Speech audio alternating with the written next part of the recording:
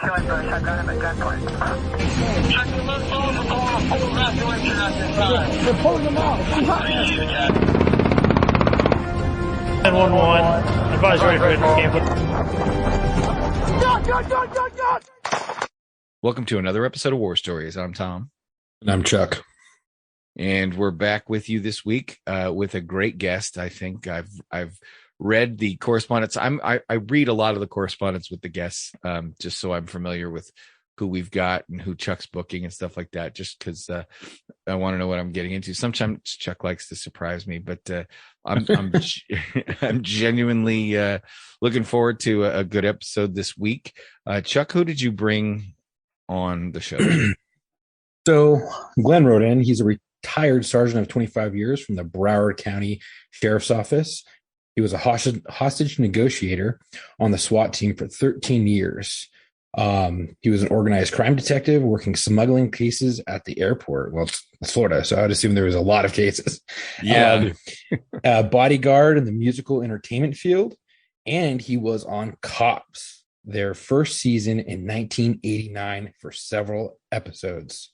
He's a retired sergeant in the military police, did 5 years stationed in Germany, and he is the author of 4 books. Wow.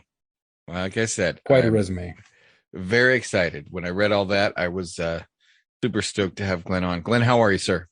Oh, very good. Thanks for having me on today. And you said things are great on the farm. Did you retired to a farm? No, wishful thinking, but no, I'm in the city. Okay. A different kind of animals out here. Well, don't we know it? Ain't that the truth? Now you were in Florida. Yes. What part of Florida? The Fort Lauderdale area, South Florida. Okay. Right. So yeah, I would imagine in the era that you were there, that was a pretty active time for. Florida's never been not active, but that's true. It's had it's had waves. Was this the era of the Cocaine Cowboys? Yeah, I was just going to exactly say that. Oh my gosh! Yeah, there's a documentary. There is. I was going to I was going to mention that too. I didn't want to step on Glenn's thunder, but that's the Griselda Blanco and all that kind of stuff, right? Yeah, it was a crazy time. Even when Geraldo Rivera came down here and did one of his first shows about the doping of America. I was one of his escorts, taking him around to all these dope houses and during the drug deals and the drug raids. Wow. That's pretty. So, yeah. So why don't you, then I'm fascinated by this and I can't wait to hear. How did you go from, how did you get into the service? And then how did that translate? Obviously you were an MP. How did that then translate into your law enforcement career? Walk us through that. Okay. Well, growing up in New York, used to watch when I was younger, watching all those cop shows, from the 50s and 60s. And it looked like a pretty cool job to have. Like Dragnet and Dragnet and Adam 12, Highway Patrol. Actually, when I was in Universal Studios on a tour, I got picked to be in a scene for Adam 12. Oh, wow. That is funny. This before you were a cop? Yeah, before. Yeah. Yeah, wow, it was kind of really weird. Cool. That is cool. They picked me to be, I was a robber of a bar, and I get into a shooting with the 2 cops, and they kill me, and my partner survives. That's fun. That's fun. I remember when they used to do that. They used to pick people to do like scenes for stuff, and I think my brother was in Star Trek, and it was weird. The Universal Studios used to be when it was more of a studio lot. Universal Studios in Los Angeles was quite fun, but they filmed Adam 12 and Dragnet. So you watched all those shows growing up, right? Yeah, and I watched him in reruns. My dad watched him in first runs. That's what got him into the job too. Yeah. And that led me into, as I got older, I did a bunch of different security jobs and detective jobs for stores. And then Vietnam was winding down in the 70s, late in the early 70s. But I said, let me, before I get any further, let me just enlist in the military. My father was in the military, so I figured let me just join. And I go, well, I want to get into law enforcement, so let me become an MP. So at the basic training, I went to Fort Gordon, Georgia for MP school, and I got trained as an MP. And after that, I got transferred out to Germany. Glenn, you're one of the few and proud American men who can say, as the Vietnam War was winding down, I said, I better get in this. Yeah. I didn't go. That was just good. No, but you know, there was so many people. I mean, granted, you know, in the early 70s, like my dad, same thing. It was winding down. It wasn't quite as, you know, the draft wasn't quite, you know, but my uncle was prepared to flee the draft. I was always debated him when he was alive about that. And my dad was in college at the time, but you know, there's lots of young men that were trying not to go. Oh yeah, sure. And here you were putting yourself in a position where, you know, all the way up until 1975, they could have sent you. Right. So, yeah, you know, good for you. Good on you. So, yeah, I did my time as I got promoted to sergeant a short time later. And, you know, I worked in Nuremberg, Germany. And after I got the TS out of the service, I didn't do anything for a little while because I really wanted to basically just do nothing. I just wanted to collect unemployment for a little while and just relax. But then I'm getting older. Let me start thinking about my future, my career. So how old were you at this point when you got out of the military? I was probably, let's see, 19, low 20s, 23, 24. Okay. So you went ostensibly went in at 18, did 4 or 5 years. Right. Okay. Yeah. And then I didn't do anything for a while. I was working like those jobs in security work. And then I'm saying, I'm getting a little older here. So let me do what I really want to do, join the police department. So I started working with a small agency down here called in the city of Dania, which is a small city near the beach. And I started off as a reserve officer. So I did that for about 6 months. And then they picked me up full time and started working full time. And then about 2 years after that, the sheriff's office merged with the city and we all became deputy sheriffs. Oh, wow. And then about a year after that, I got promoted to sergeant and I retired 25 years later as a sergeant. Wow. So you made sergeant, you kind of accidentally fell into a sergeant spot as a deputy sheriff with that agency in some ways. You know, I have a friend who did that. He worked for the MTA police. And for those of you who didn't live in Los Angeles, that was the it's basically transit police, right? Right. Metropolitan Transit Authority. MTA, Metropolitan Transit Authority. And their job was just guarding public transit, you know, doing police work for public transit. But at some point, the transit police went defunct and the duties that were being done by the transit police were absorbed by LAPD in the city and LA Sheriff in the county. So they just split the officers in half, and anyone that could pass a background check was either sent to LAPD or LA Sheriff. Okay. And he ended up being a cop for 25 years at LAPD without ever having applied. You see, some things work out well that way. Yeah, we also had a transit unit also at the sheriff's office. So, because our buses were getting hit with a lot of robberies. And we had undercover guys working on the buses and a couple of guys following the buses. And it worked out pretty good. And eventually it disbanded the unit, but it wasn't bad. I'm sure at the time, you know, and even for guys on LA Sheriffs, I've heard that transit was a job that people didn't necessarily want to go to. So if you were stuck in the jail and you wanted to get out early and go out, you know, work the streets, you could go to transit quickly because that was a way people didn't want to, you know, go. So there's a lot of ways that you can kind of fall into a good career. And it sounds like you found one of them. One of them. It helped out. So you come onto the job, and I'm guessing this is, if my math is right, you're somewhere in the late 70s or early 80s when you came on the job. It was the early 80s, so like 83. Okay. And then you did 25 years so for those of you that have been living under a rock, the 1980s in Florida, when we talk about Cocaine Cowboys, when we talk about like, it was bananas. Like, it was crazy. It was crazy. And you're talking about Fort Lauderdale area sheriff's office. And you said you worked organized crime. Right. Which doesn't surprise me because isn't Florida where mobsters go to die? They die and they have all their houses here. Right. That's where they go. like there was a point at which, like, you know, the younger mafia guys from New York and a lot of that area, they would travel down to Florida to meet with, you know, quote unquote retired heads of the family to get the blessing to do things back in New York. So they're able to not run the day-to-day operations, but they're making executive decisions from Florida. Yeah, sure. It's nice. The weather was good. They could go on the beach. Yeah, why not? Yeah, Myra Lansky, he went down there. He retired down there, and Lucky Luciano was constantly down there, going to from there to Cuba and back. And then there was a big thing with buying a bunch of land up in the marshes and stuff, so they could run their booze and stuff. Oh yeah, like the Everglades. Yeah, the Everglades. Yeah. Tell me, did you ever get to do police work on an airboat? Indirectly, yes.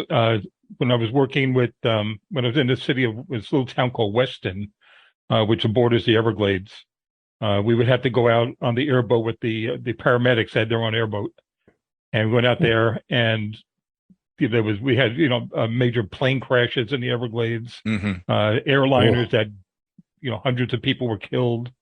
There was unlawful shootings, people getting shot, but people just shooting wildly in the Everglades, not knowing what's on the other side of the bushes. So we'd have to go out on their airboat and do whatever we need to do.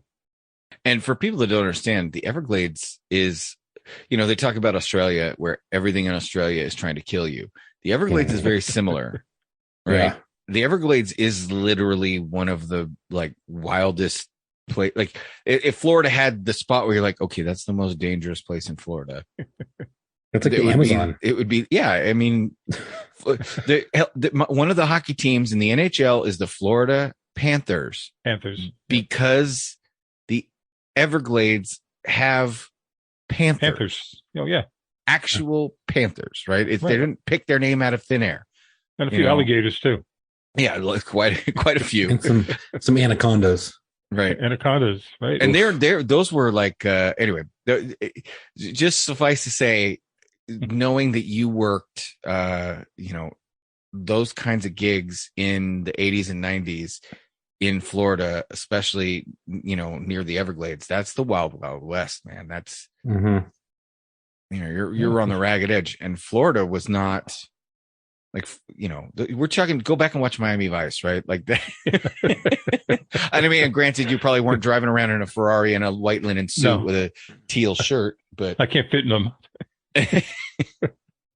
So with all of the stuff you've done, what was your favorite thing in your career that you did? Like for me, working undercover narco was my favorite thing that I got to do in my career. The only thing that I wanted to do that I didn't get to do was VICAP, the violent criminal apprehension, where you work with marshals and FBI and all, and for the 10 most wanted, you just go chase the bad guys, the really bad guys. That was the one thing I never got to do that I wanted to do.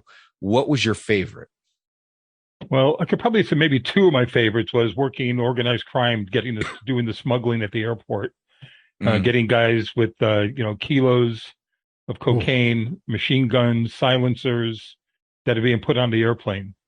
Wow. And then following it, and then working with DEA. If it was a really big drug case, then DEA would get involved, and they would basically take over the case, but we would work it with them and take it wherever it ended. So wound up 2 or 3 times during the year. I was doing drug deals across the United States with DEA. I would dress up as a UPS or a FedEx guy and deliver the dope. Yeah, controlled deliveries. Yeah. Did you have to get blessed OSADEF? Do you have to get federally designated to work with DEA, or did they just use you for local stuff? They just used us. We didn't get federally certified. Yeah, that was one thing. Like I know some guys that got federally certified and blessed under OSADEF to be, proxy federal agents, but that's that's one of those cool things that it was. Anyway, I can imagine work. Yeah, right. Exactly. Yeah. So working the smuggling at the airport, we're not talking interdiction, right? We're not talking cold interdiction where you're just snagging people as they come through on probable cause or a hunch. We're talking you're working cases where you get intel and things like that. How does that? It was both.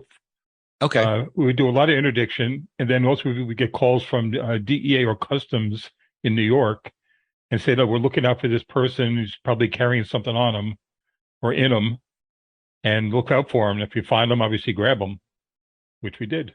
So now, did you wall those off? For example, we did a case where, we had the information that the dope was being smuggled out of a commercial shipping business, but we used our local sheriff's department, and had him take his dope dog, right, to do just gonna say that, quote unquote, random check of the facility. Hey, we're just doing checks and da. And he walked his dog through the facility while he was talking to the manager, and the dog hit on the box, and boom. Oh, once upon a time, I was at this shipping place and found all this dope. Yeah. But we had all the intel leading up to that, and we were able to wall it off and not tell the suspects that we had intel leading up to it. Did you guys work a lot of that kind of stuff when we were working with DA? Did you wall it off? Not really. We would get the bad guy with the dope, and then we would have him do we would roll him over to the next guy he was delivering it to, and that's what led us to the other states. And then we would set up on that guy and work the deal from there and see how far it goes. And some of them went pretty good. I mean, we got a couple of nice drug labs in New York, across from one of the colleges. So it worked out pretty good. Our sheriff was happy with what we did. Now, when you say drug labs in New York, what kinds of drugs were they manufacturing in New York? Cocaine. So there were coke labs, like crack labs. Cocaine, or were they actually taking hydrochloride? Really? Yeah. Wow, I thought it was all brought over pre-processed, but you're saying they actually smuggled in the raw materials and then manufactured. Right. Oh yeah. Wow. Okay. There was even one incident where my partner and I we were in the guy's house waiting for them to come back we were in with customs and DEA, and I go, let's take a picture of us. So one of the guys took a Polaroid snapshot of us. We were holding our guns up, like pointing it at the camera, and our badge in the other hand. Oh yeah. And we on the bottom of the picture we said, "You're busted," and we put it on top of this trunk with all the dope and the mixing compounds in it. Hoping that they would, but unfortunately, the guys never came back. So they called it. I'm sure they found the picture. Sure, that's funny. So what happens if they didn't want to flip?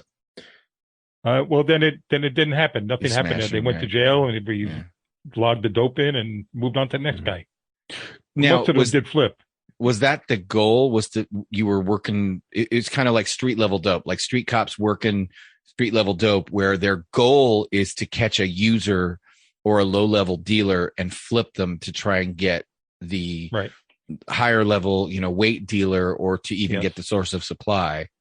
Yeah, because we would offer them substantial assistance, via our state attorneys. And we would tell them that you want to cooperate. Right now, you're facing 25 years with a $250,000 fine. If you don't want to do that, to help us out, where are you going? Who's next on the chain? I used to tell them, I'd say, I got to write this report one way or the other. The question is, do I put an S in front of your name for suspect, or do I put a W in front of your name for witness? Those are your choices. But you have to know the alphabet. So I don't know if they know that. Yeah. C is for cocaine. That's what they know. Right. M is for money. Right. Yeah. And my other best time was working as a negotiator on the SWAT team. Saved a lot of people, lost a few people, but it was worth it. I think put all that hours in, all the years I did it. I was the lead negotiator after I got trained for a while, so I went on almost all the call outs, and that was I had a good time doing that. Now I have to ask you this then: negotiators have been portrayed. I feel like negotiators and behavioral science, the profilers, get so often portrayed in film and TV, right? And like patrol cops, there's good patrol cop shows and bad patrol. Southland's good. Some of the other ones are not so good. So, is there a show that you would say, or a film that you would say that has portrayed negotiators properly? Oh boy. Well, it might be a little off script a little bit, but the movie, The Negotiator, right? A lot of stuff I love that movie. A lot of stuff that he did is what we did. Now, obviously, it was Hollywood, right? You have to get some drama. You have to make it a you got to, movie. because Sure. realistically, it's very boring work, right? But I think the negotiator, in how the main actor spoke and what he said you can't do and he can do as a negotiator, was pretty right on, pretty spot on. Wow. That was the first movie that came to mind, honestly, because I really do like that movie. And it's for those of you who haven't seen it, it's two hostage negotiators. One is supposedly the bad guy and one is supposedly the good guy. And one has taken hostages and one is trying to negotiate them out. And they are having dialogue over the phone while the tactical guys are saying, we just got to get in there and take them out. Right. It's a really good movie. Kevin Spacey, Samuel L. Jackson. Right.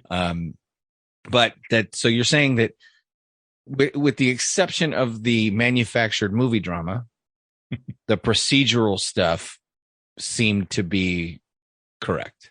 Yeah, because I put myself in that movie almost, because it was the same thing I would say. Okay. When talking with the outside people or with the hostages, even. I'm gonna have to go watch that movie again. Yeah, you know who my favorite negotiator is? Who? Riggs from Lethal Weapon. Yeah. I mean the suicidal suspect. He's on top of the building. You want to jump? You want to jump? Let's just jump. You just do it. Right. Riggs is probably my favorite movie cop of all time. Yeah. But it was only like that. If it was only like that. In fact, for those of you, I mean, I don't know how this turned into movie talk, but there's a deleted scene from the original Lethal Weapon movie and it doesn't age well in this day and age, but back then it was, unheard of. There's a school shooting in the original Lethal Weapon. There was a scene with a school shooter. There's a guy at a school with a high powered rifle, and it was not a student. It was an adult. And Riggs goes on scene and faces him down alone, Hollywood gunfighter style.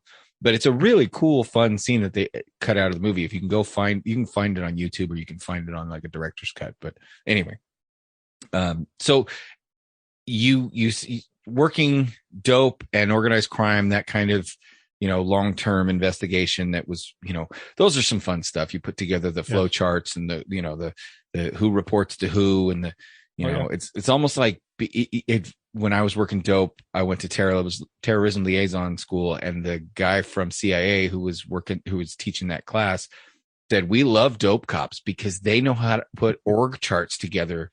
And they know how to develop informants and assets, just like you have to do when you're working a terror cell, or just when when you're working those kinds of. So I loved that kind of stuff. But you're saying hostage negotiator was also up there for you.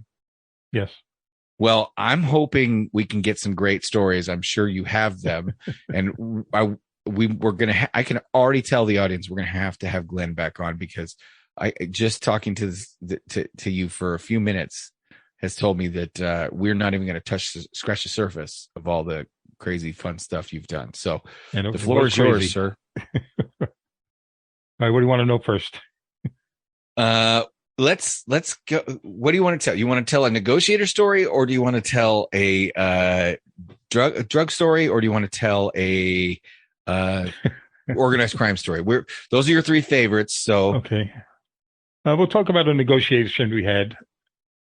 Okay. We had a call where it was a nice house on the water, and to make a long story short, these two women. No, make it long. That's what we're here for. Make it long. Okay. Yeah. The deputy had a call of do a check on his family at this house, and he's walking around the house, and he happens to see these two women tied up to a chair on one of the side bedrooms. It's not something you see every day. And he sees a guy kind of walking around in the background. So he goes, well, this is probably not right. So he calls on the radio and said he thinks he's got some kind of a what do you call it? Could be a hostage call, right? Right. So and then of course that initiates the SWAT team. So then I get called out with my partner as the negotiators, and we get to the scene, we secure it, we try to get as much intel as we can prior to doing anything. We're controlling the airspace around the house. So the SWAT commander is saying, listen, we're going to try to make contact with them on the phone. which I do. I get the phone number to the house. I'm talking with this guy, and he's just saying, don't leave me alone. Get out of here. I'm not going to come out. The typical. I go, what do you need? What do you want? What are you doing? Right? Mhm. I don't want anything. Just leave me alone. Don't come in here, or I'll kill these two women. I go, well, you don't want to do that. Just chill out, relax, okay? So about 2 hours later, I'm still talking to this guy. About 2 hours later, I get him to release one of the women, and we get her out, and we bring her over to where we were stationed across the street. And it turned out it was my son's pediatrician. Oh. What? Whoa! Yeah. Wait. Your son's pediatrician was Taken hostage. Taken hostage. Now, who was this guy to her? He was nobody. He was a guy that was walking around. He was very high on cocaine. He saw them working out in front of the house, and he just approached me and grabbed them and forced them inside. In the words of the great Rick James, cocaine's a hell of a drug. Yeah. Yeah, it is. Wow. I mean, we told you that cocaine was a hell of a drug. We told you Florida was crazy in the cocaine 80s, but damn, this guy's just high on cocaine, randomly takes these two women, or I'm assuming, I don't know. You said two women. Yes. And he's a guy, takes them hostage randomly, doesn't know them, just high on cocaine. And one of them is your son's pediatrician. That happens to be the one they release. Yes. Did your son get better medical care? Well, I'll get to that in a little bit. Oh, okay. Yes and no. So she gives us more intel as to what's going on. She's okay. She's not hurt. Meanwhile, two of the SWAT guys snuck around to the window where they can see inside, and they say, they were on the radio. We got our eyes on. We could see them. So I'm trying to talk to him again. My partner's taking over for a little bit. He's talking to him. The SWAT commander is saying, "Keep him on the phone. We're going to make an entry into the house." So the two SWAT guys were on the side of the house, and the rest of the team was at the front door. So almost at the same time as they were trying to break in the front door, all this gunfire started from the side of the house. Oh. So the two SWAT guys opened up on the guy and shot him 52 times from the window as they broke in the front door. What a shame. Yeah. And then the guy died of lead poisoning. Yeah, right. And they got the lady out. It happened to be the housekeeper. She was unharmed. I don't know how she didn't get shot.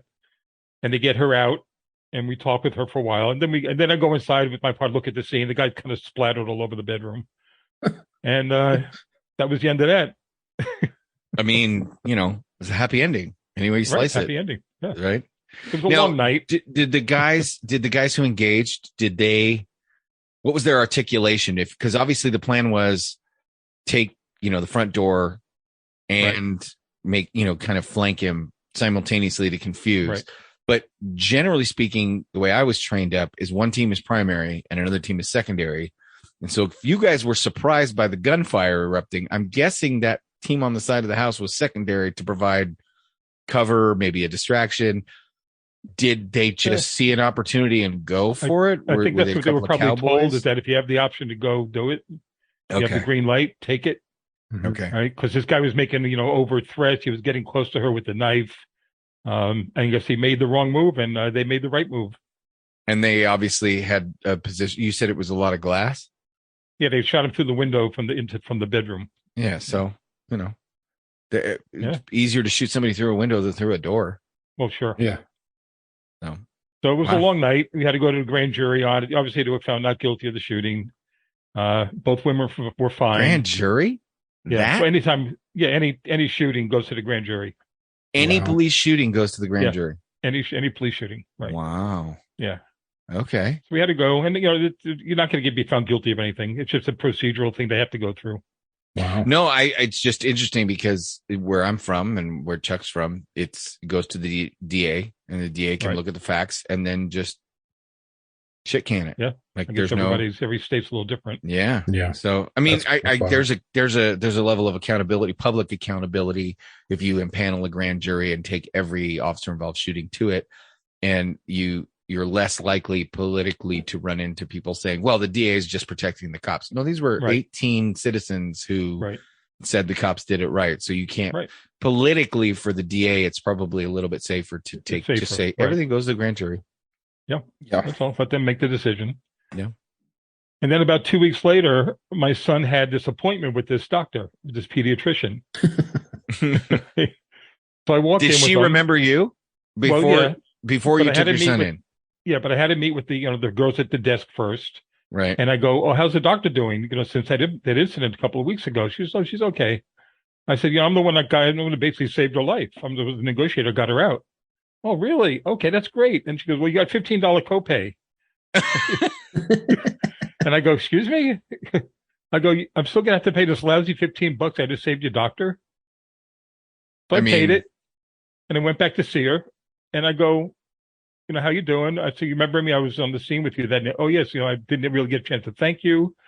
And I go, "Listen, they still charged me the $15 to come see. I thought maybe they would forget about it." She goes, "No, that's our policy." Yeah. I said, "Okay, well, I guess I found a new doctor." Yeah. I did. Went to a different doctor after that. That's funny. Just It's kind like of I was pissed me gonna off. waive it. It's just something little like that. It's like I thought it didn't sit right with me. Well, I can understand at some point you're like, not even like a thank you, like, hey, don't worry about it. Like, Right. it's not I mean, my the business wasn't deductible, gonna- so it's not insurance fraud. Right. Well, the business wasn't going to fold up if they didn't get their $15. Sure. Sure. So I said, "All right, no big waive it. tragedy." Maybe she didn't have the decision. Maybe it was she wasn't a partner in the practice. Who knows? But still, No, it was her business. She was the well. only one. Then who knows? I don't know why people do make those decisions. Who So knows? you saved your son's doctor, talked her out of there. Go ahead. Do you want to go with a drug story? Let's do a drug story. A drug story. Best boats. Christ. Miami Vice. Cigarette boats, scarabs. Well, yeah, I wish. Actually, we did seize an airplane at one point. Oh yeah. We That's got cool. word that there was a bunch of kilos in the belly of a Air Jamaica jet. So we went downstairs with the customs guys and went in the belly. Sure enough, there was I think it was like 15 or 18 kilos in a couple of bags. So we told everybody they'd had to get off the airplane, and we seized it. Right. Well, Right. word traveled very, very fast to the sheriff. And the sheriff calls us and goes, "Did you guys actually seize an airplane?" I go, "Yes." He goes, "Do me a favor, give it back." What? I said, "All right, Sheriff, you have to give the plane back. We'll give the plane All back." right. All right. If we have to do it, we have to do it. If you say so. Wow. I thought he was going to ask for a press conference in front of the plane. Yeah. Well, It wasn't I like a would've had to do it. Cessna, was it? It was like a big one. it was a DC-9, I think. Oh, shit. Yeah, maybe you have to give that back. You Yeah, might he have. wasn't Yeah. real happy about it, but hey, it It's gets over it. hilarious. It's like, You know, that's you could impressive. say you see. No, so I you got to take the hero shots like you're talking about. We once took about, it was about 100 pounds of dope, and it was in bales, and we set it up into like, what looked like a futon. And then we, took pictures of us napping on it. Right. And Just another one. Yeah. yeah. So what is the most, as we get to your dope stories, I know you got a bunch, but what's the most dope you've ever seen? Ever seen? Well, I think Well, yeah, the one on like, the one on the you airplane went- is probably whether the you- most. Yeah. So how much was that? It was about 16 or 18 kilos. So it's, what are the pounds? 30 pounds, 40 pounds, 2.2 maybe. pounds, 30. Oh, okay. But that You was know what I mean? cocaine. That was cocaine. Yeah. Yeah. Right. Like Wow, I've cocaine. seen 632 pounds of weed, which you Weed, understand, okay. like 632 pounds of weed does not even remotely compare to the street value of 2.2 pounds per kilo, 16 to 18 kilos. You're talking about 32 to 38 pounds of coke, Right. probably uncut Oh, at yeah. that point, hadn't been stepped on. No, And what year was this? that was, that was 80, 85, 86. Okay, so we're talking 70 grand a key. Maybe. Yeah, And now you Yeah. and then you cut it and split it and right, You cut Double. it. Yeah. right. You 70 grand a kilo. So you multiply that $70,000 by, 18 keys. That's your street. That's your actual value. Then you step on it. So Oh, it yeah. doubles the amount. So now you A have few more you know, times. Yeah. Yeah. So now you have you end up with 60 or 70 pounds of cocaine Yeah. that sells for hundreds of dollars a gram. Yeah. In the 80s. No, it's cheaper now though. Well, it was super popular in the 80s. Well, sure it is. That's all it was. Yeah, it was all. Listen, I worked in the rock and roll club. It was all sex, drugs, and rock and roll. That's all it was. But you know what, though? I honestly, there's a part of me that longs for the days when it was just cocaine, heroin, and weed, right? And not crystal meth, fentanyl. Oh yeah, it's horrible. We just have gotten next level with all that shit, and they want to legalize everything. Mm-hmm. The libertarian in me understands it because I'm a big proponent of, hey, let's just open up the opium dens, and if you want to go in there and use drugs, the caveat is you got to sign a waiver that says I'm going in here to use drugs. If I die, I understand they have no obligation to save my life or do anything to help me. And if you die in one of those drug dens, they can literally just take you and dump you in an incinerator and tell no one. Oh. Like it's like I mean, I just thought we have enough. We have enough impaired people driving around, right? Why add to it? Maybe they just have to make a death notification form that this is just a triplicate form. On this date, on this time, we had this guy. He had ID. This was the name on the ID. This is where we dumped him in the incinerator. Here's the personal effects. You can have them if you want them. Like at some point, you can't stop these people from blowing their brains out with drugs. Oh no, you can't. They want to do it. They want to do it. Yeah. Yeah. So that is a lot of dope, especially. I mean, it's not hundreds of pounds of but right, but for it's still a lot. For a sergeant at the Broward County Sheriff's Department, that's a lot.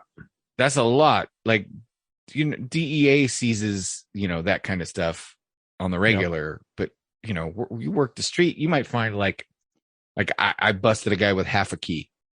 Right.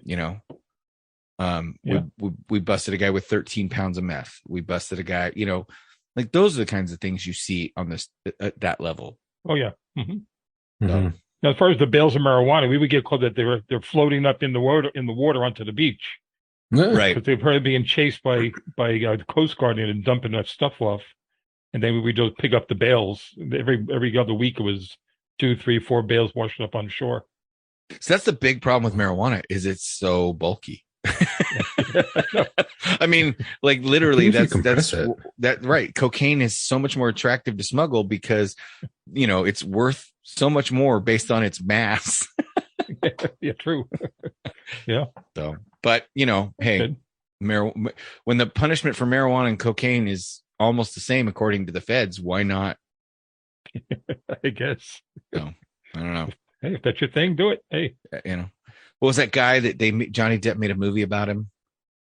It was called Blow. No, Blow. He played the smuggler in Blow. Right. He's a good acquaintance of mine. The smuggler? No, Johnny Depp. Oh, why is that? We used to work together back in the day at the Rock and Roll Club. Really? Yeah. George Young. That's the guy's name. Yeah, that's the guy who portrayed. Yeah, that's the guy who played. That's make a ton of money. That was a good movie. Yeah. So anyway, okay. So you've seized the DC-9 at this point. You negotiated your son's pediatrician out of a hostage standoff. Yeah. I mean, how about some good patrol stuff or organized crime? We haven't gotten to organized crime. I'm sorry. The top 3, right? So organized crime. So the organized crime was the narcotics because that's what we did in the organized crime. And then we would go there. So narco was a portion of the organized crime unit. Right. Yeah. Right. Okay. And then we'd go and seize their cars or seize their property or seize their homes or whatever we had to take that facilitated that crime, we would go and confiscate it. And about every other week, I was driving a nice car because every car we seized was really nice. And we just put them under the sheriff's insurance. Yeah, you put it into service. We used them. Right. Yeah, UC car. Right. Nowadays, it's a little more difficult. Yeah, but it is. Especially, at least where we were at, if you seize something on the state side, you had to sell it. And then you could use cash to buy something that you could use. However, on the federal side, if you seized it federally, you didn't have to sell it. You could just put it into service. So we would always try to get the marshals to seize it. Right. That way we could just, throw a police radio in it and make it make it a car. Yeah, a lot of times the agency bought the cars, paid them off, and then we used them. Yeah, and some of them were really nice cars. Why not? It's great undercover rides. Now you said, or Chuck said, as part of your resume, and you had mentioned that you had been on Cops. Now I know early on in Cops, they've been to so many places for a long time. They did not do a lot of agencies, especially LA. And to be fair, a lot of times when police work is done right, it's not very fun to watch, right? Like we've talked about, hostage negotiating being a lot of talking. It's not like the movies, No. Right. So when it's done right, ostensibly it's not fun to watch. It's just a lot of procedure. Yeah, however, the show Cops is based on a lot on police work when it's either not done right or when it goes to shit. Almost. So I remember growing up watching Cops, and I that was my first. I'd never heard the term Broward County, but you watch Cops and you will see them go to Broward County all the time. Right. So all the time. How often were they filming with you guys? Well, I think with myself, I had them drive. I had them in my car for about a week and a half, and I think I was on about 5 or 6 different episodes. Wow. Okay. And now, what's that like? It was well. At first, it was fun. And my chief calls me in the office, and they see this guy in a suit, and I'm thinking like, "Oh, what did I do wrong?" And he goes, "Well, this gentleman is with this TV show called Cops." And I go, "What's that?" They go, "Well, they ride with the police and they film what they do during the day, their shift. That's basically the show. But would you like to be on it?" I said, "Yeah, it sounds like fun." Because I was always very aggressive on the street. I was always getting involved in a lot of craziness. So the chief goes, "Okay, you're it. You're going to be the guy." I said, "Okay, cool." So the next day, I met with the camera guy and the sound guy. The cameraman sat in the front seat. The sound guy sat in the back seat. And we just filmed what we filmed. That's all. Whatever happened during the day or night. And it went to episode, a few weeks later. Well, so there's a lot of that. That's like, cool. I remember watching it, and they would have the guy would be in the car, or the gal would be in the car driving, and they'd cut to them talking, It'd say, a lot of people, our day is this or that, and they would it would be kind of in the mind of the officer as he narrated a little bit. And ultimately he'd be saying something, and then he would trail off, or it would cut to a call, and they would use that as to like get between little vignettes, is the guy talking as he was driving around. So how does that work? Did they ask you questions? Did they prompt you? Yes. Okay. Yeah, they did. They asked you, tell us a little bit about what's going on, where we're going. And then after we handled the call, tell us about what happened on the call.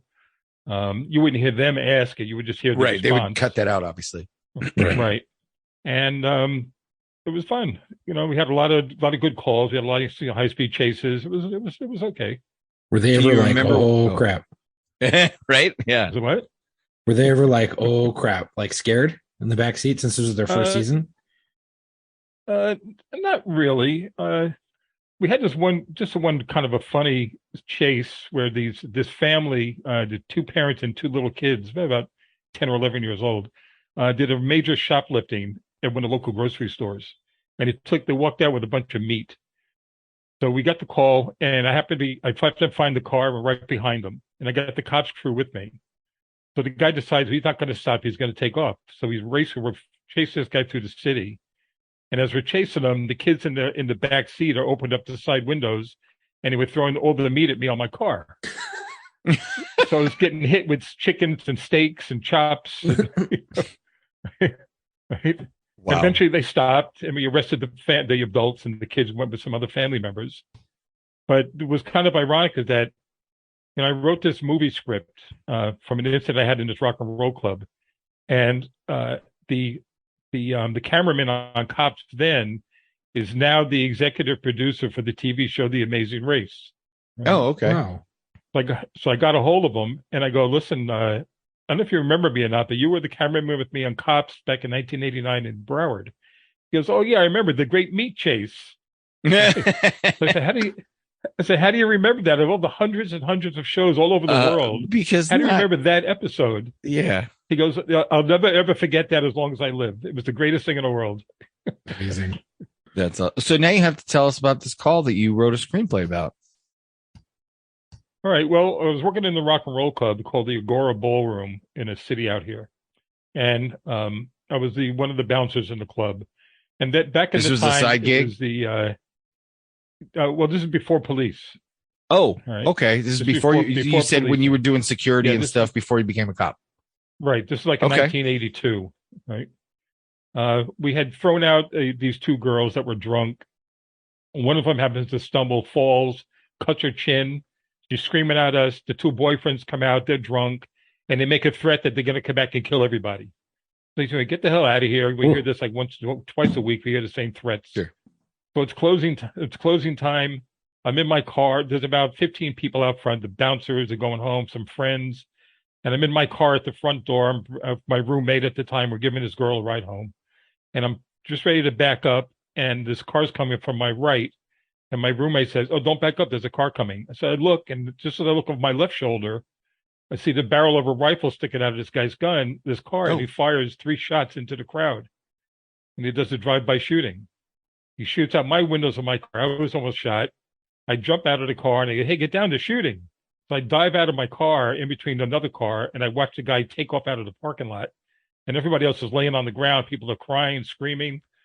So everybody was getting up except this one guy, this one bouncer. So I run over to him, and he got shot in the back. So I get on the ground with him, and I pull him up into my lap, and I put my finger in the bullet hole, trying to hope to stop the bleeding a little bit. Didn't work.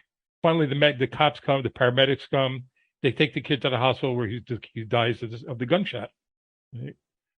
So then the guys that are fleeing the scene, they go down about a mile or two away from the club. They get into a crash, and then the cops go out there and do the accident report, not knowing that these are the guys involved in the shooting. Oh shit!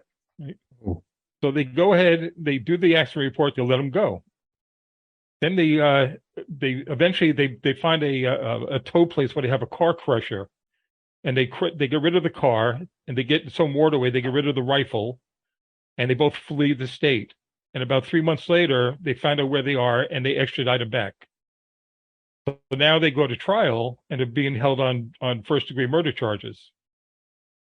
How did they connect them? During the trials, we had witnesses. They knew who they were. We didn't know them. Other people that were at the club knew who they were because they were at the bar with them. So one of the guys, it took 3 trials to get him convicted. The first 2 were hung juries. Finally, the 3rd trial, they got him convicted. The second guy, first trial conviction, they get sent up to northern Florida to the prison to do their time.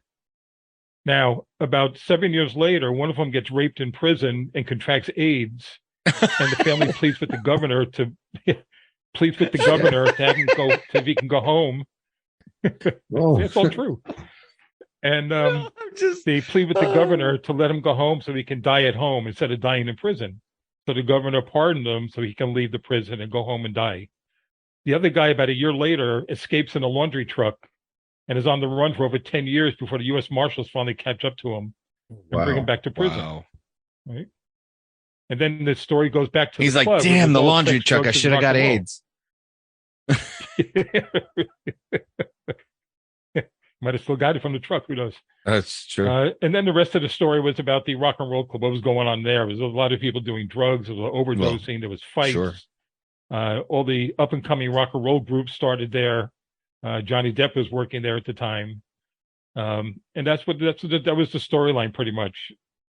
So I made it into a script with the help of a script writer in California. And then when I talked to this guy, Bert Van Munster, who's the executive producer for The Amazing Race, he said, listen, I'd love to produce your script, but I'm very busy on my 30th anniversary show, so I can't do anything. But maybe if you transform it into a book, from script to book and then book to movie, you might have a better shot. Was this the Agora Ballroom? In California, we did it. Agora Ballroom, yeah. Wow. Okay, I just looked it up. There is a picture of Johnny Depp in 1982 playing bass at the Agora Ballroom. Wow. I got the same picture. Wow. Okay. Yeah. Crazy. So he's in the script. He's in my movie script. He's in the book. That's so cool. Wow. So that was the crazy time back then. That is just like it wild. literally was the Wild Wild West. Yeah. Oh, yeah. That's so much fun. I can't even imagine. Like, okay, so I want to go back up a little bit and talk to my patrol cops out there, and maybe you can speak to this, Glenn. But the takeaway for me from Glenn's story about working at the club and one of the first drive-by shootings ever. If these guys went to a crash a mile and a half away, and were taking an accident report from two guys that had just committed homicide, had no idea. Yeah. Right. Nope. The fact that they were able to successfully take a report and these guys left, had the car crushed, dropped the gun in the waterway, blah, blah, blah, blah, blah. That's all luck. That's all circumstances. Yeah. The shooters, the bad guys, they dictated that encounter, right? They decided not to try and kill those cops. They decided not to engage. Now, could that be because they practiced good officer safety? Could that be because these suspects saw these cops and said, we better not screw with them? Could it be because they couldn't believe what they just did? I don't know. But I don't know. For me, the takeaway is, guys, you never know what you're responding to. It may seem like just a stupid TC or TA, depending on what you call it. But I'll give you a little different story. We saw these two biker types buy some crack in the city, and myself and another deputy decided to stop them. We did a traffic stop, and they presented 2 Florida driver's licenses. We checked them out. We arrested them on the cocaine. We saw the cocaine sitting under the console, and we take them to the office. And in our office, there are 2 cells, side-by-side cells, one guy in each one. And I'm walking by, and one of the guys yells out, "Hey, Sarge, come here." I go, "What's up?" "You guys have been really cool with us. Those IDs we gave you were fake." I go, "Really? But they checked out as legitimate, right?" He goes, "Yeah, we're wanted for numerous violent bank robberies across the United States." And we're just going to give ourselves up? Wow. Yeah, they were tired of running, right? Wow. So they were in the city. They bought the dope so they can party that night. And then the following morning, they were going to hit a bank in the city, right? So they basically just had enough. So we call the FBI out. The FBI comes out. They talk with them, and one of the agents pulls me aside. He goes, "Listen, you're very lucky." I go, "Why?" He goes, "Normally these guys are heavily armed, and they told me that when you walked up to the car, if they were armed, they were going to kill you and your partner." Oh, shit. That's nice to know. Yeah. Wow. And then when they went to the motel room, they found their weapons in the motel room. Oh, wow. That could have ended badly. Yeah, we had a copper she came on early on in this podcast, and she told us a very similar story about a guy, a real bad guy, just sitting in a parking lot. She encountered him late at night. She took him to jail for warrants, and she found out what he was wanted for. And basically what ends up happening is she found out, like, he had a gun, decided not to kill her, and it shook her to her core, and she had to ask him, "Why didn't you kill me?" He's like, "Because you were respectful and nice." Wow. See? So they do anyway, weird things. It just goes to show, fellow coppers, always keep your head on a swivel. Don't treat any call the same.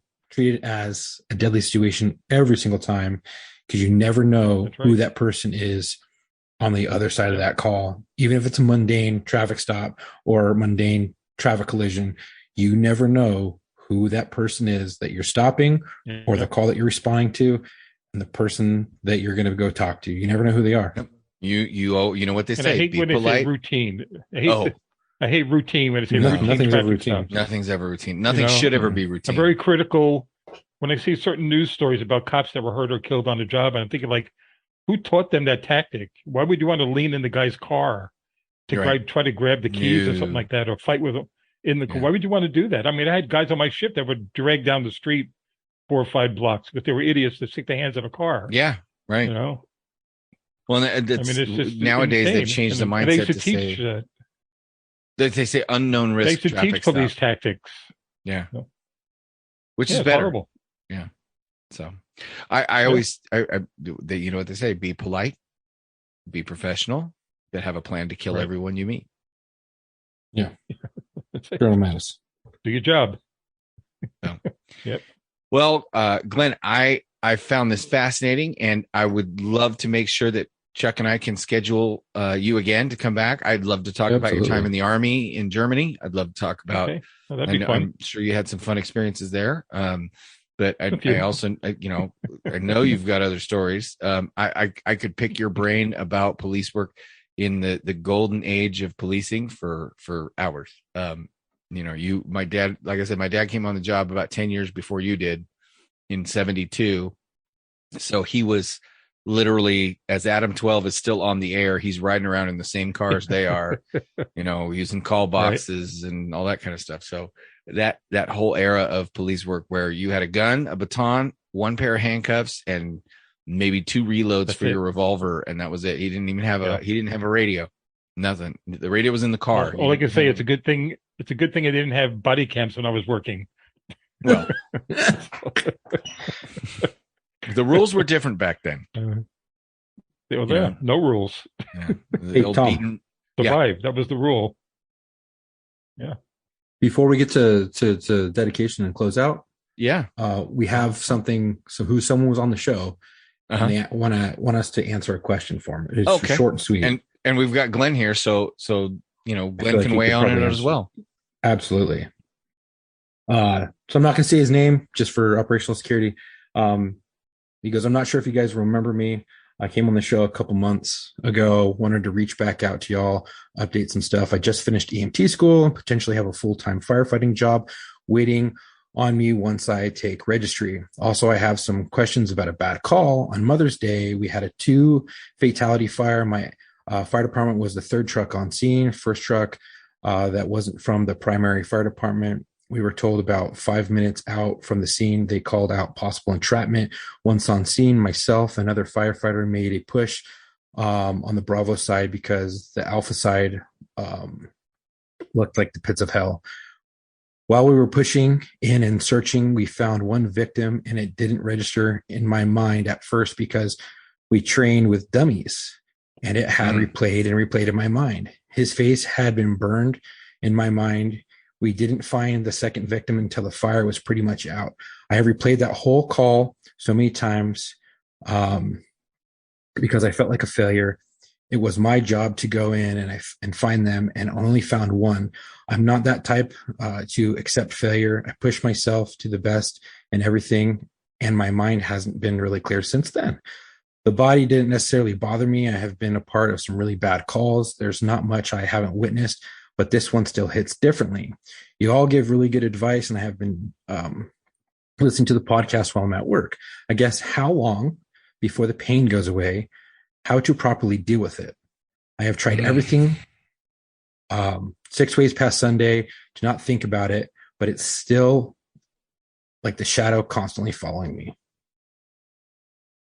Okay, so I'll get a little personal and just tell you, I'm working a summer gig right now until my new job starts. You guys know I'm going to school right now, but I'm working whatever gigs I can take to pay for school.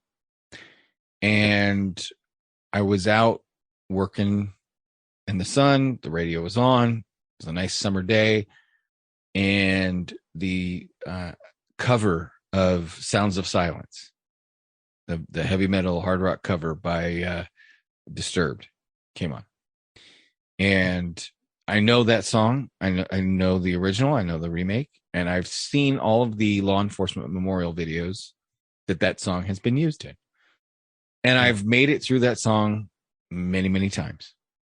And for whatever reason, 48 hours ago, right before we were about to go for a lunch break, that song came on the radio. And it's a good goddamn thing we were about to go on our lunch break, because as soon as the guy started singing, I got a lump in my throat and a knot in my stomach, and I had to walk away. Just thinking about, the anniversary of a young officer I trained that had been killed about a year ago, and thinking about all these other things, and it just all came up at once. So the answer that I would say to how long is never. Yeah. It doesn't ever go away. It gets better. It gets lesser. There will be times where you'll be able to laugh about it. Some of the absurdity. There will be times where you'll laugh and cry about it. There'll be times where you will be numb. But that's one of the reasons this show exists, is because that stuff just stays with you. It just, it does. Right. It doesn't go away.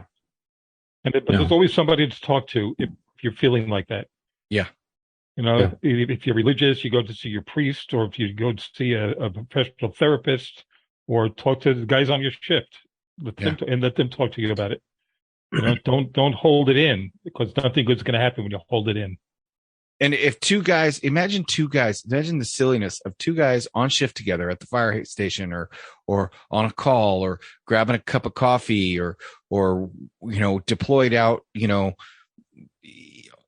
anywhere they're at, where there's two guys that have experienced the same thing, and neither one of them wants to say how uncomfortable or upset what they've experienced is making them. But then you have two guys that are afraid or embarrassed of what the other guy might think, when the other guy is feeling exactly the same way. Yeah. Or maybe he's felt that way before, or she, and they understand. I think a big part of it, like you said, Glenn, is not talking about it. If you have somebody, it's like emotional fear. Yeah, it is definitely emotional fear. It's that it's this. I'm too tough to have this problem. Right. Yeah. And I'll give my 2 cents on it. That feeling is never going to go away. No. You'll see those faces. You'll see the incident. It'll replay back in your mind over and over again. It will get easier to deal with. But you have to take the steps towards that. And like Glenn was saying, Tom was saying, you need to talk to someone about it. You don't keep it in. If it's bothering you that much, you need to bring it up to maybe someone at your shift, maybe a senior firefighter. Talk to them, ask their advice, see if they've dealt with similar incidents, because I guarantee they have. They'll tell you maybe who they talk to. A lot of places have chaplains. A lot of fire departments have chaplains. You can always talk to that chaplain, or you can find a therapist who deals with law enforcement. There's so many out there, and talk to them about how you're feeling. The worst thing you could do is cope with a substance such as alcohol or anything else. It only numbs you. It doesn't make it go away. It doesn't make it any better. In fact, it'll compound everything that you're feeling, because alcohol is a depressant, and it'll make it hurt more. Like Tom was saying, that song came on from Disturbed. I've listened to a couple other songs that brought it up, and as soon as the bagpipes started playing, it tore me to pieces. On the bagpipes. There's certain things I can't deal with, and I have to talk about it. And, I try to be an open book as much as possible, but there's things that I bottle up, and I'm not perfect. No one's perfect, but, and sometimes it comes out in the worst ways, especially when you drink. And that is the one thing that you got to try to stay away from. So long story short, it will get easier. It won't go away. Learn how to deal with it through talking to other people who have gone through it, and other professionals. And if you don't feel like you need to talk to a professional, I understand that, but you should talk to someone, right? Someone. It doesn't have to be a chaplain, doesn't have to be a shrink, right? But sometimes just telling a senior officer or senior firefighter or senior enlisted or whatever it is, just giving voice to those thoughts and ideas that you're having has the net effect of ventilating, the release valve, right? But also, then it causes them to say, yeah, I had something similar happen to me. And then they tell you the story, which is what this show is all about. They tell you that story, and sometimes you go, wow, that's way worse than mine. And it gives you perspective. Sometimes you go, oh my God, that's just as bad as mine, and I'm not alone.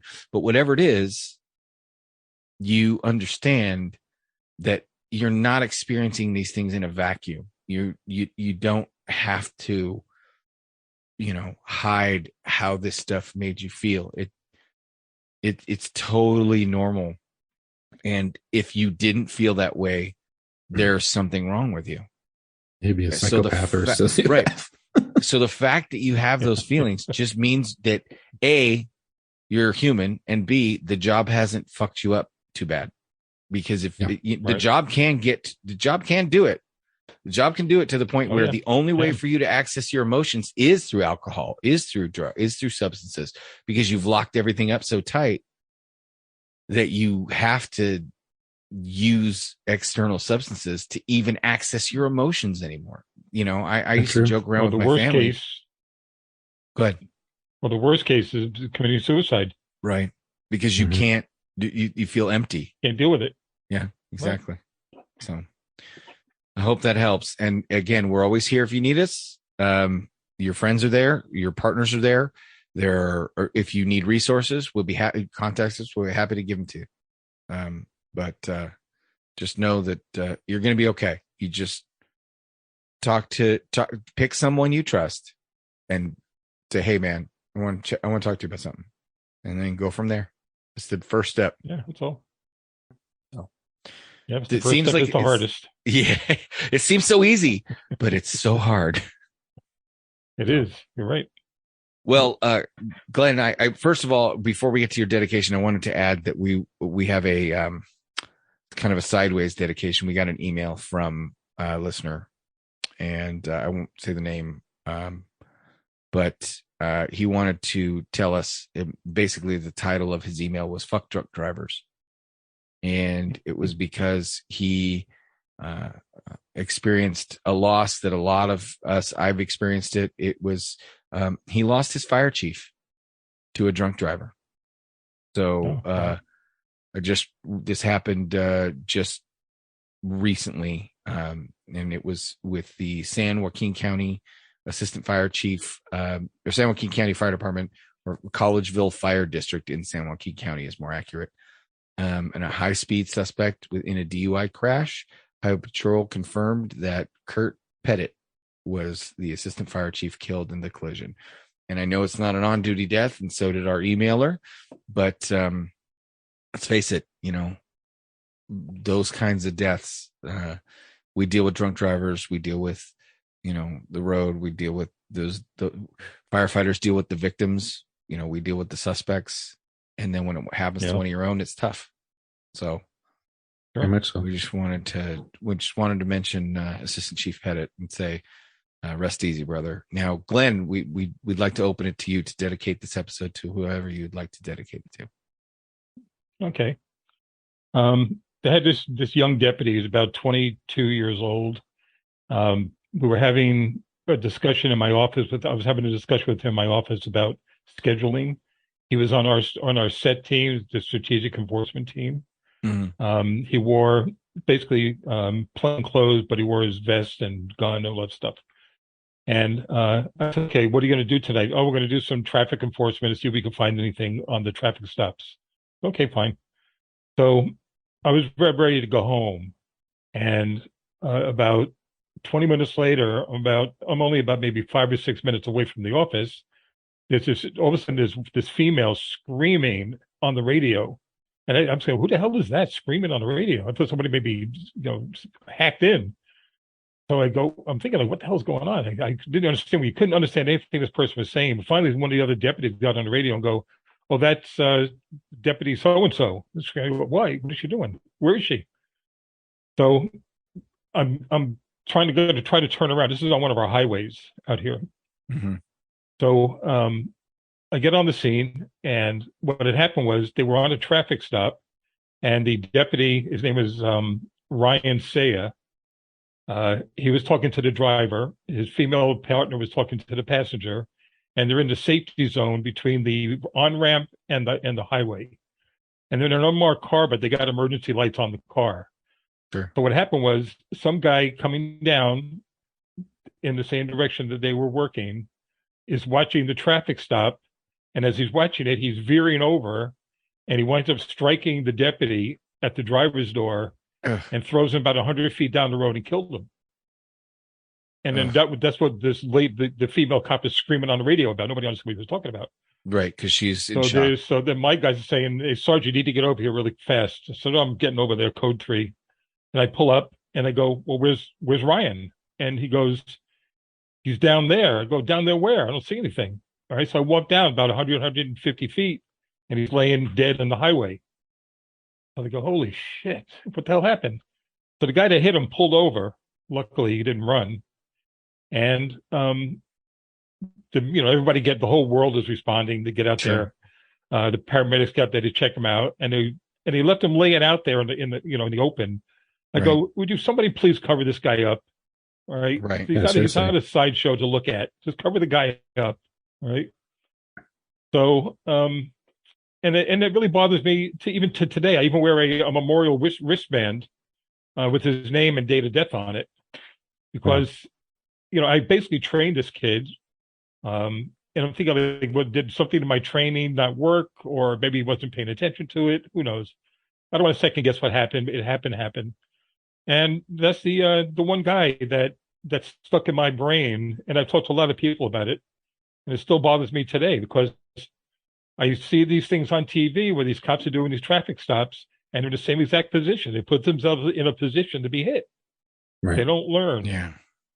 So unfortunately, and those lights are like a light to a moth, like moth to a flame, man. Drivers just especially dangerous. Well, right now I'm working as a driving school instructor, and they always tell the students, your hands follow your eyes. Mm-hmm. So if you start staring at something on the side of the road, you can start drifting into it, and that's apparently what this guy did. Yeah, and that's when he killed the guy. Right now, the highway patrol worked the fatal crash. And the only thing they found the guy guilty of was being careless, because he wasn't drunk, he wasn't tired, he wasn't on the phone, he was just not paying attention, which is not a crime. A horrible accident. Right? Yeah, it's a horrible accident, and he got a traffic ticket. Yeah, well, it's a tough pill to swallow. Yeah. Well, rest easy. And then, brother. of course, a few days after that funeral, my mother died. Oh. Hey, so that's a double whammy. So I think, well, I go to her, or I go to the deputy's funeral, right? So I go, my mother's not going to be buried for a little bit, so let me go to the cop's funeral. So I'm in the line at the, in the front of the church, and the sheriff is walking by, and he goes, "Glenn, I heard your mother died last night. Why are you here?" I go, "I had to be here because this was one of my guys." All right. He was upset that I was there.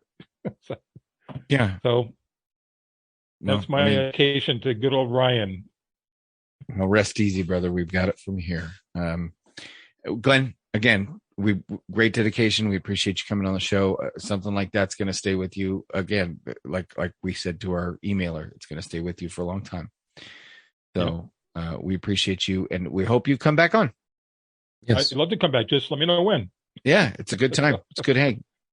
And Chuck, I know you have some housekeeping to do. We had a little break for 4th of July because we've got family stuff going on. Everybody knows what's going on with Matt over on Locker Room, and with Chuck in similar circumstances. So we had a little special treat that we recorded for you for 4th of July, but we're back, and we're back on our regular schedule, and Chuck has our usual information for you. So yes. First of all, I want to say thank you all for listening today. If you like today's podcast, please go follow us on our Instagram at war_stories_official and our Facebook at War Stories Podcast. If you already follow us, share our posts and our info.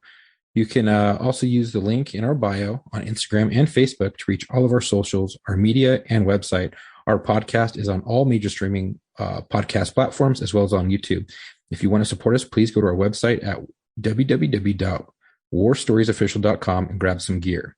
We have Whoopee hoodies, shirts, patches, stickers left. And we're going to be having the summer gear that you guys voted on. You guys like the new design, so that will be going into effect very shortly. And by the time you guys listen to this, we should already have it in production. So be on the lookout for that.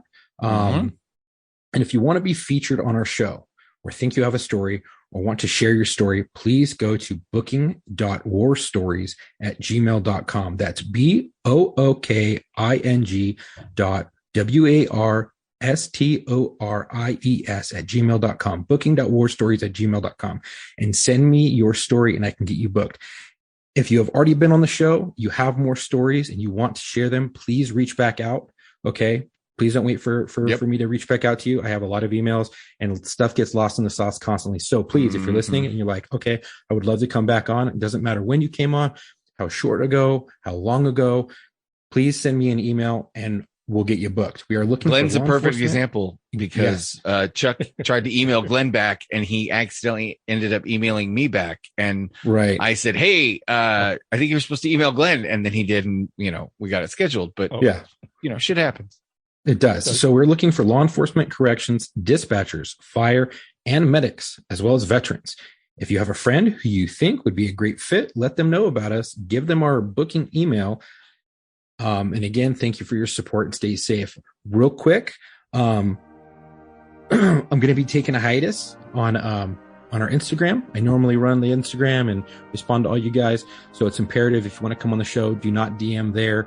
Please send it straight over the booking. It'll be much faster. Yes. I have some personal stuff I'm going to be dealing with. I'm still going to be on the podcast every single week, as well as on Locker Room. So I'm just taking a hiatus from social media for a little bit to deal with my family. The new baby on the way. Baby on the way. Yeah. So he needs to cut something out, and he figured social media was the easiest, most time consuming thing that he could cut out. So it's only for a short while, just a couple months. So just to get over the hump. And please send me your booking stuff if you want to come on. Can't stress that enough. And if you've already been on, I look forward to hearing from you soon. Yep. All right. And until our next episode, come home with your shield or honor.